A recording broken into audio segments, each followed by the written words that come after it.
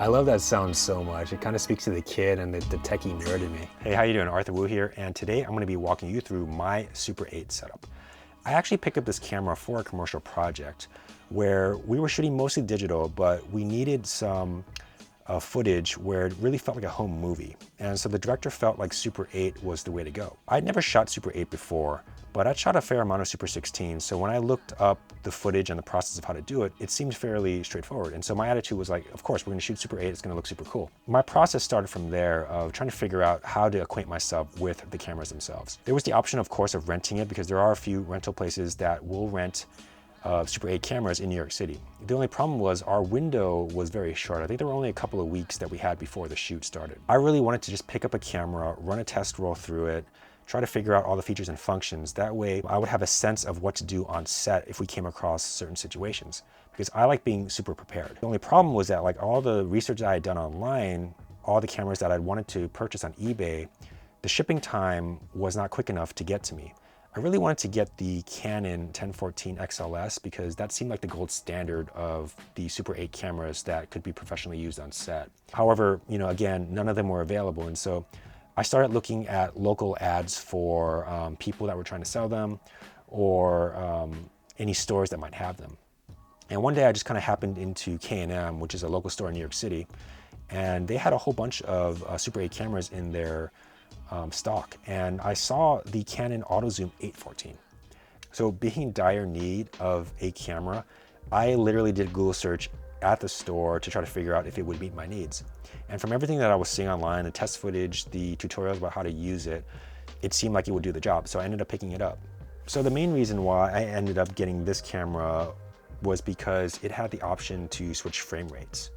It has 12, 18, and 24. From what I've seen online, I think that 18 was the standard for a lot of Super 8 films. If you look at a lot of digitized home movies and videos from back in the day, they have a different motion to them. Because we were shooting digital, like 90% digital at 24 frames, I really wanted the option to have the same frame rate, just be able to make it match and feel somewhat similar, so it's not super different. Because we're already cutting from one format to another, I didn't want to make it feel too different. And so this is one of the cameras that had that option to change it. So that was the main reason why I picked this one up.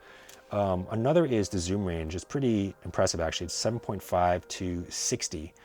And so a great zoom range to be able to get medium shots all the way up to telephoto shots. So it's this lens here is pretty fantastic. The other big thing was the light meter that's built into this camera. I think it's just taking an average of the light in the scene. And so it actually works very well from my practical use of it, like comparing it to a light meter, a spot meter, pointing it at a certain subject in front of the camera and comparing it to the reading in here was very similar. So what was my shooting experience with it? Well, it was actually very straightforward. It's way more easy to shoot this and to just handle this camera because it's very lightweight. And so it's easy for one person just to manage this without having a whole team behind them. I think the most convenient thing about shooting Super 8 is the fact that it's so easy to load the film. You literally just have to buy one of these rolls, and it comes in a cartridge that protects it from the being exposed from the exterior light. And you open this door here, just like that, and you put the cartridge in, close it, and you're ready to shoot. So it is super, super straightforward. I do have some test footage that I can share with you, and let's take a look at that right now.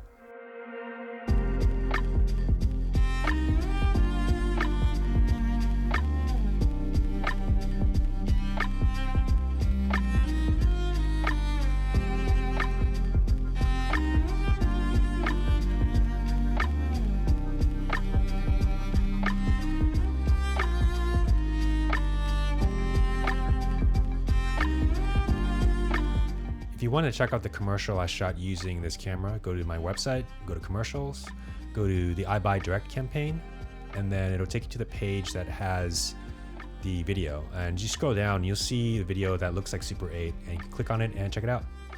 So that's pretty much it. It's, this video was way less in depth than my Super 16 one because Super 8, again, it's so easy to shoot. I think the only things you really have to take into consideration are the fact that you can change the frames per second here, so you have to pick that. and then also the exposure. So that's been my experience so far with Super 8. If you have any questions, post them below. I'll try to answer them. Otherwise, I will see you in the next video. All right, guys, peace.